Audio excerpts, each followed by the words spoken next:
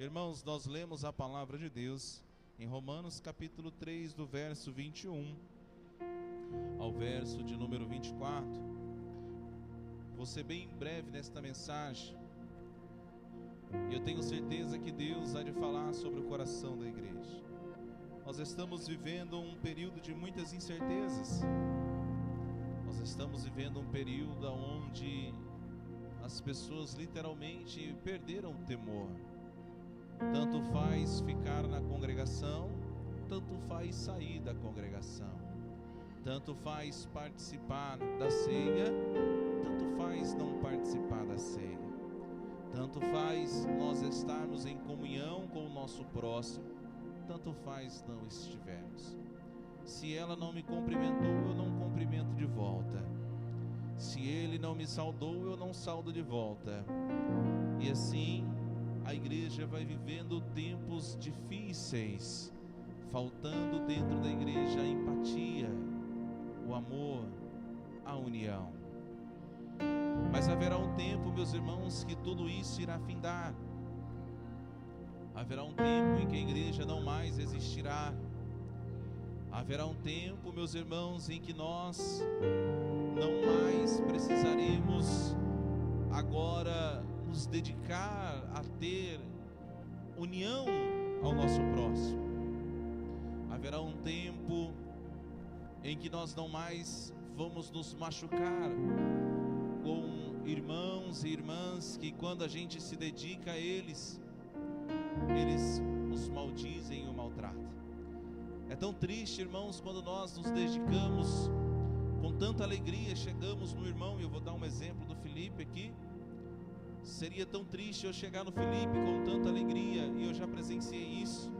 Chegar no Felipe dizendo: olha, Felipe, como você está? Feliz em te ver. E ele pegar e falar assim: olha, não é porque eu não estava na igreja que eu não estava com Deus.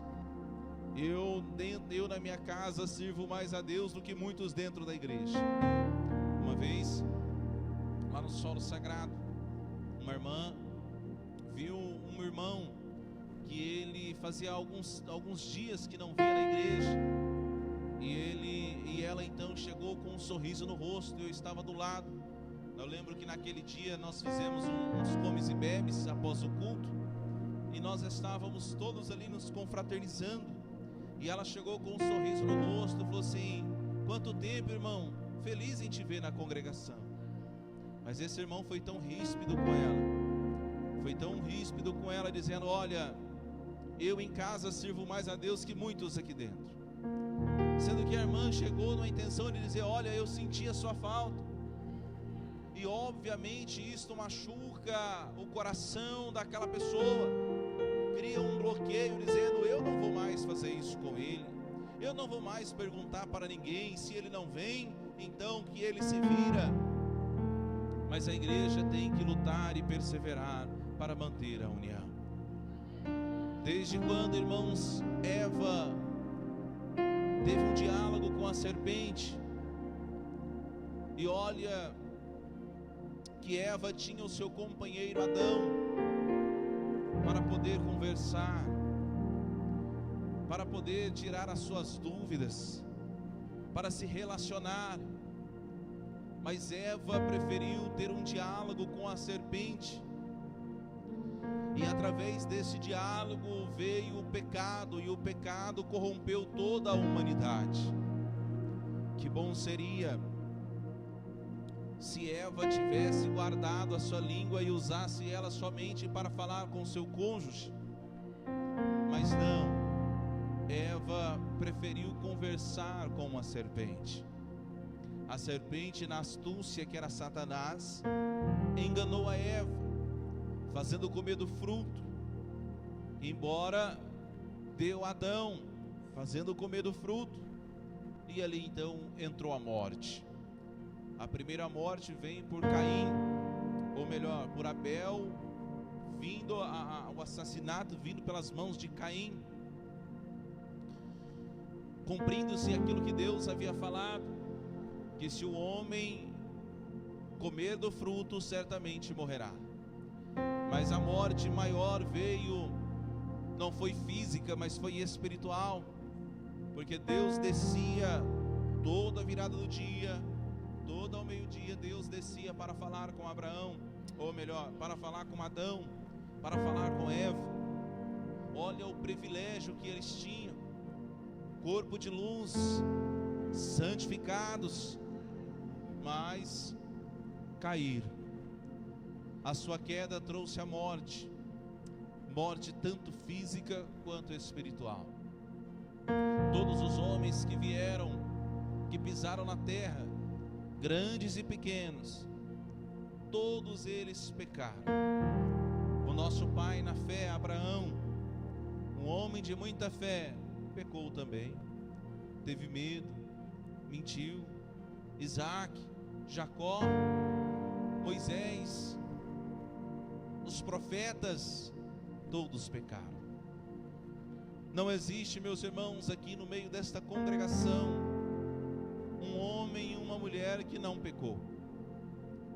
Não existe aqui no meio desta congregação nenhum homem, nenhuma mulher que pode dobrar o seu joelho e dizer: Senhor, eu te agradeço por ter me santificado hoje e eu não pequei. Não tem ninguém aqui que tem esta autoridade. Todos, quando dobram o seu joelho, têm que falar: Senhor, me perdoa pelos meus pecados. Eu pequei nos meus olhos, eu pequei no meu falar, eu pequei no meu pensar, eu pequei no meu ouvir, eu pequei no meu gesto, eu pequei no meu ser. Todos aqui pecaram.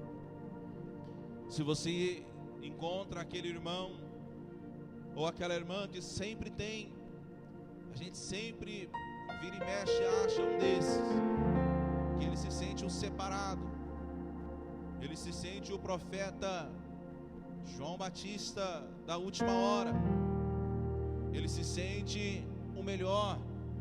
O olhar dele para o próximo é sempre um olhar de menosprezo.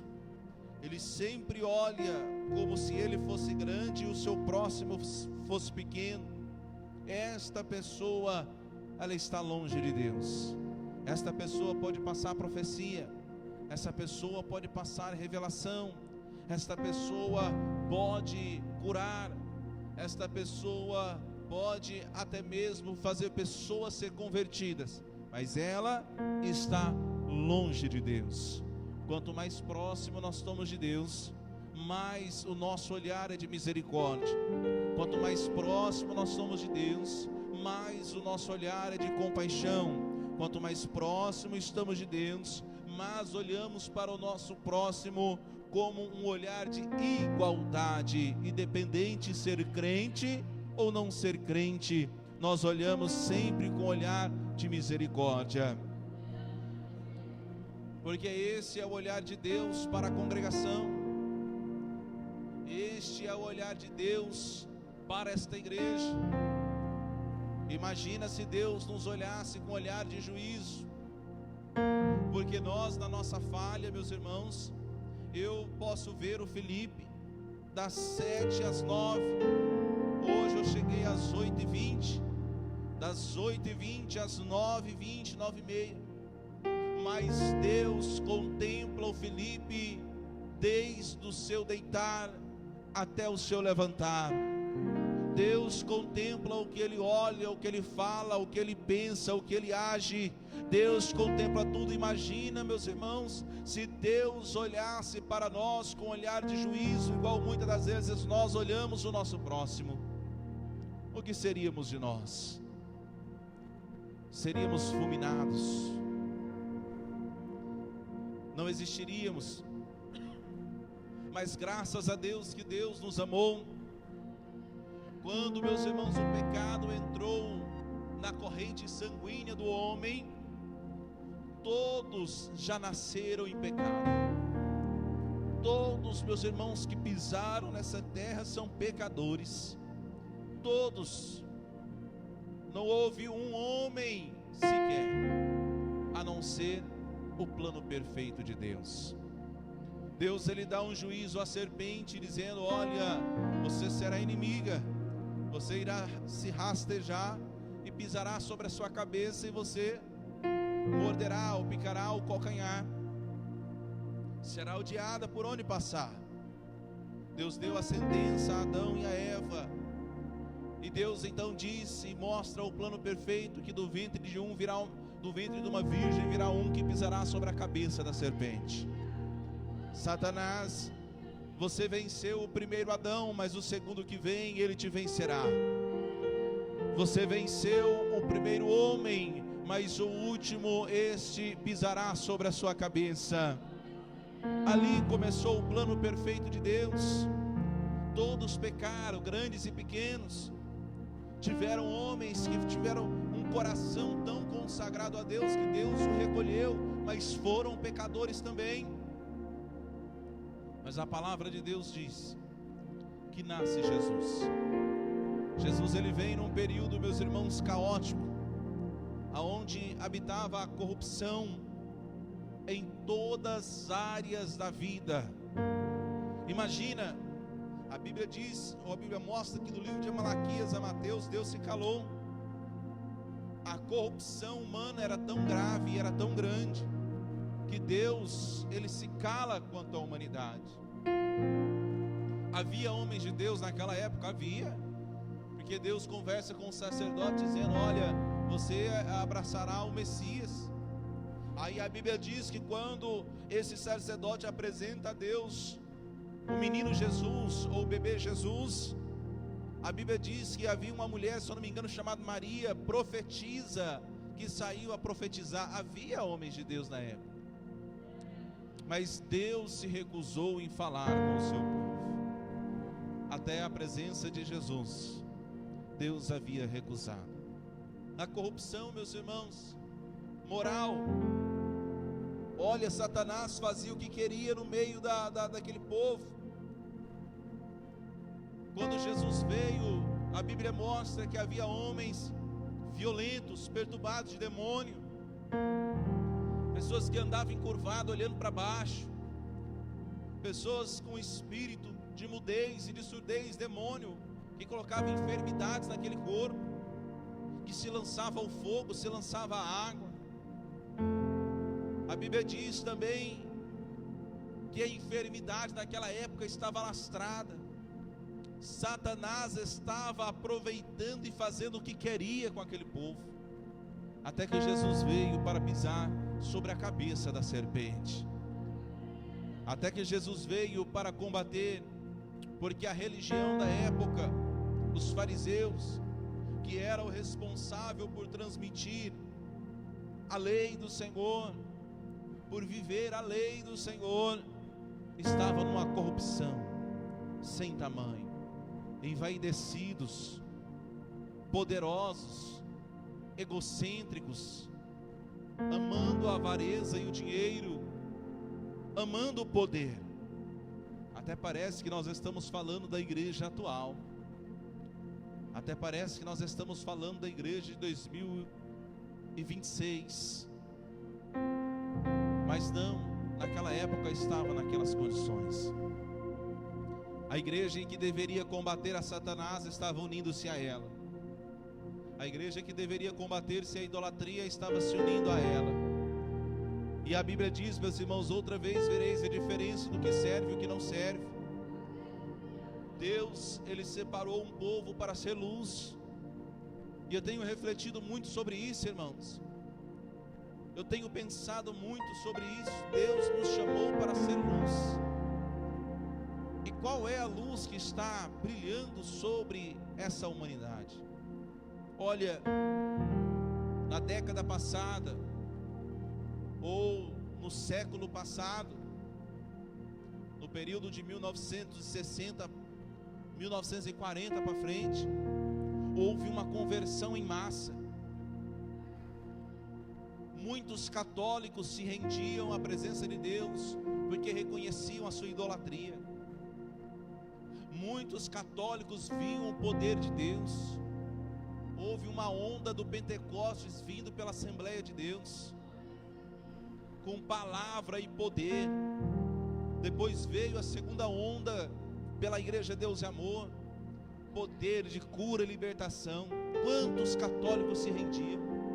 Quantos católicos se entregavam e entendiam que viviam numa idolatria?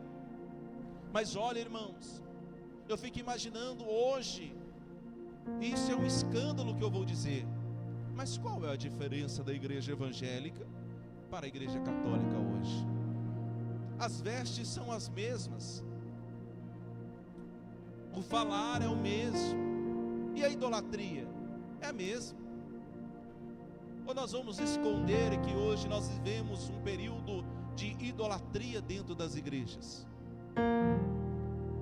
Isto é uma realidade. Nós vemos igrejas aí com estátuas, imagens de homens, líderes religiosos. Quantos não vêm ao culto por causa do pregador?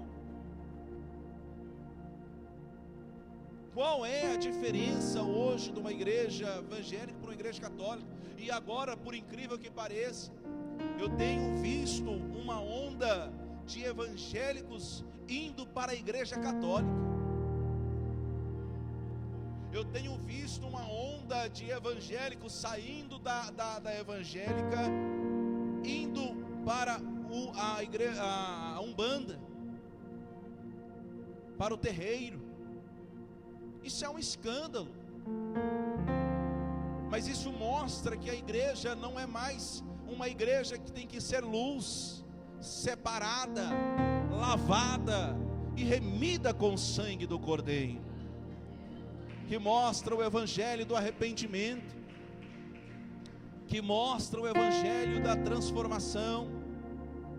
A preocupação da igreja é dinheiro. A preocupação da igreja é poder. A igreja, irmãos, a igreja, quando eu digo, eu não estou dizendo igreja Deus Amor, eu estou dizendo igreja no contexto geral.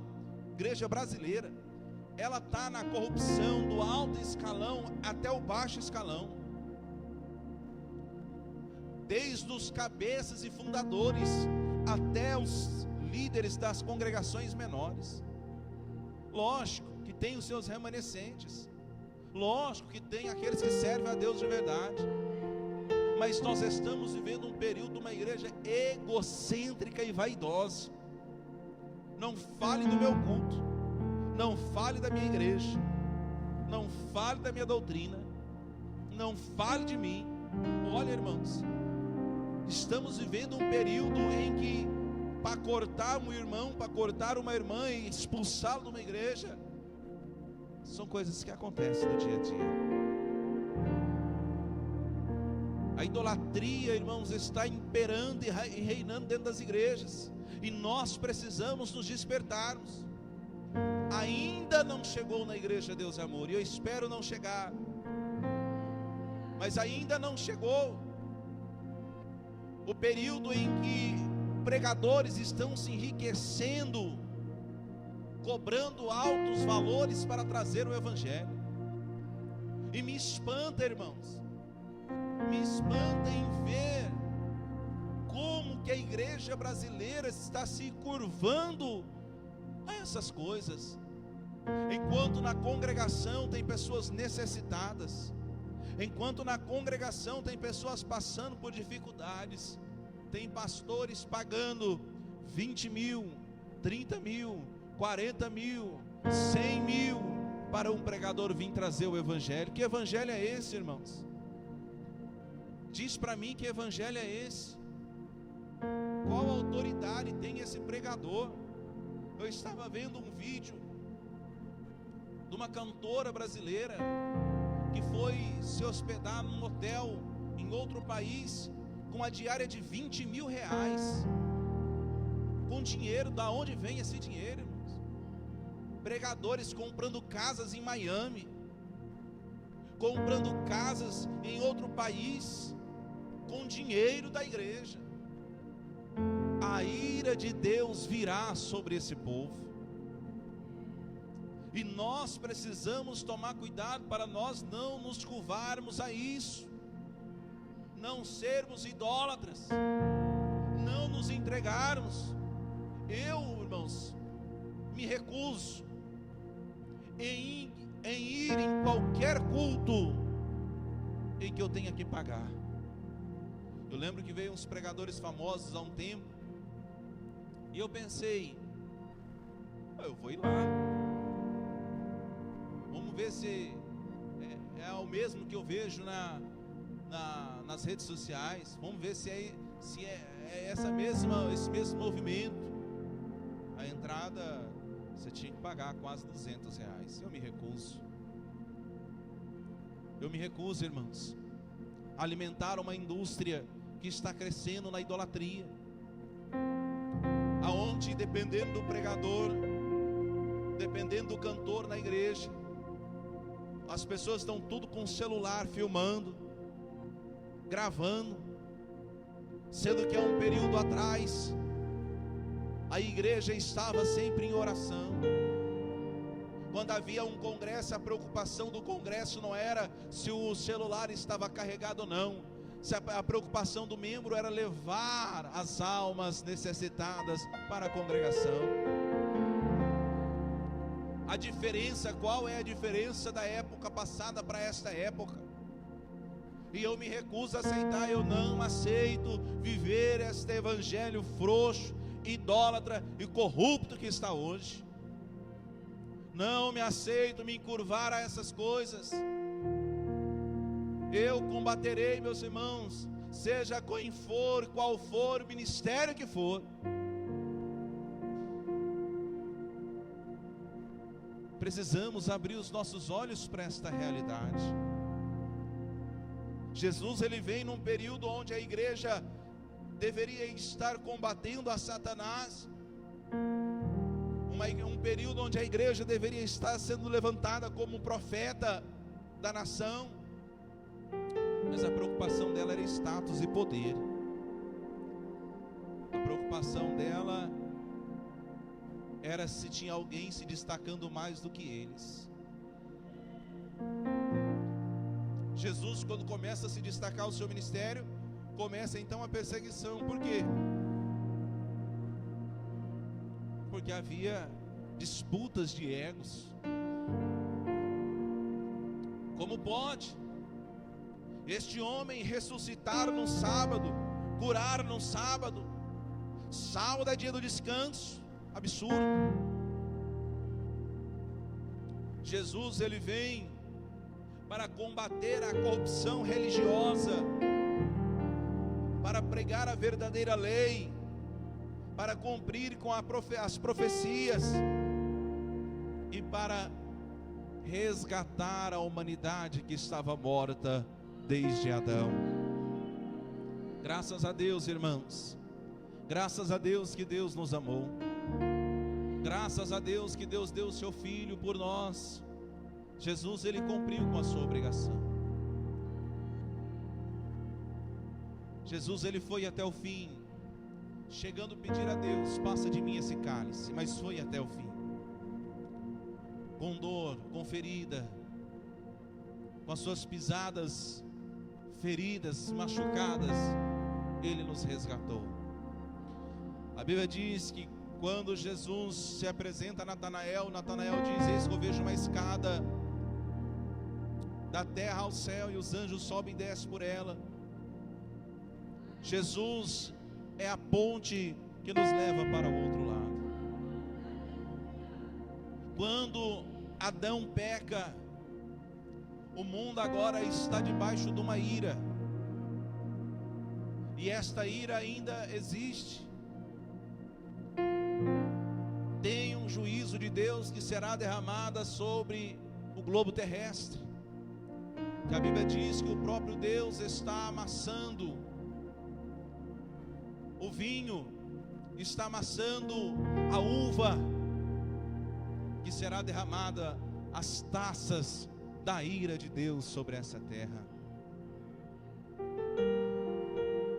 O homem e a mulher que não estiver com Jesus, ele certamente irá viver períodos densos de trevas, de dores e ranger de dente. Todos pecaram e destituídos estão da glória de Deus. Todos caíram, todos sem exceção. Todos estão expostos a uma ira, Mas Jesus, ele vem para dar à igreja a oportunidade de salvação. E nós não podemos abandonar Jesus por nada, meu irmão e minha irmã. Os dias são maus e não pensem vocês que temos muito tempo, não. Jesus está voltando para buscar a sua igreja.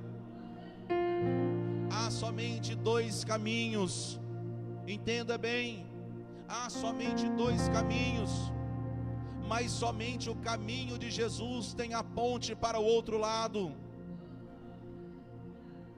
O homem que segue a Jesus, ele atravessará a ponte para o reino dos céus.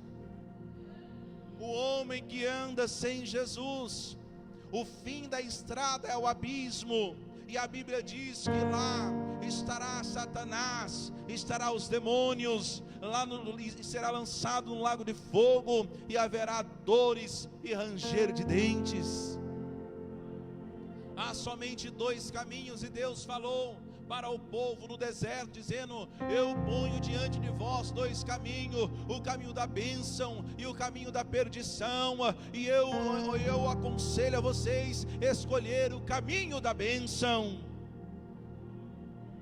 Precisamos, irmãos, despertarmos, acordarmos para a realidade da vida, pararmos de chororô, pararmos de pensar em sair, em desanimar.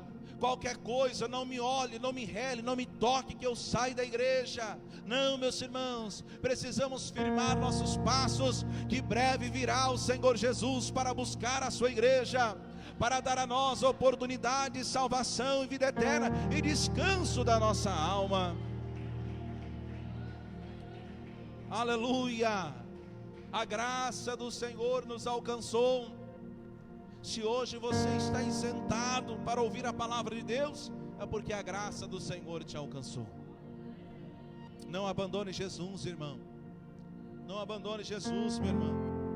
Eu sei que são os dias difíceis, mas difícil mesmo, irmãos, é você receber a condenação da sua alma.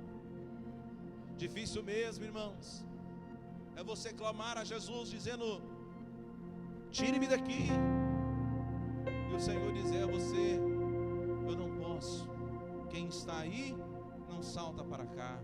Quem está aqui, não desce para aí. Não tem mais como. Lá na terra teve Abraão e os profetas. Se não deram ouvido a eles, não crerão também se voltar e ressuscitar dos mortos. A palavra de Deus diz que o rico, no primeiro instante, quando desperta nas profundezas do inferno, ele pede a Deus, ele pede a Abraão somente uma gotinha de água sobre a sua língua. O tormento será grande, irmãos, o ranger será grande. É um lugar de gemido, de dor. É um lugar que não foi criado para o homem. Mas os desobedientes, aqueles que não crerem, aqueles que não entregaram os seus caminhos, este sim terá condenação. Não falamos mais de inferno, não falamos mais de condenação. Estamos preocupados demais com a nossa bênção. Mas a bênção maior da igreja é ter o seu nome escrito no livro da vida e nada mais. A bênção maior que você tem, você carrega para a tua vida, é ter o teu nome lá, o teu nome, o teu RG, o teu CPF, tudo lá escrito no reino dos céus, o passaporte para o reino dos céus. Esta é a maior dádiva. Os discípulos vêm todo alegre porque expulsaram demônios, curaram os enfermos, ressuscitaram os mortos. E Jesus diz: não alegra pelos esses sinais, alegrem-se pelo vosso nome está escrito no livro da vida. Esta é a verdadeira alegria, meus irmãos, é repousar a nossa cabeça sabendo que se Jesus vier, nós descansaremos com o Senhor. Iremos ouvir dele: vinde benditos de meu Pai, e herdai por herança aquele que eu vos prometi desde a fundação do século. Ele enxugará dos nossos olhos toda lágrima. Não haverá dor, não haverá trevas, não haverá noite. Será períodos de descanso, período de paz, período de adoração que o Senhor preparou para a igreja. Jesus, ele veio, cumpriu com o seu chamado, e ele disse: eis que eu vou para o Pai, mas não vou deixar vocês órfãos, vou construir moradas, porque aonde eu estiver, estará vós também. Amém? Que o Espírito Santo fale mais com a igreja. Palmas que engrandecem Jesus.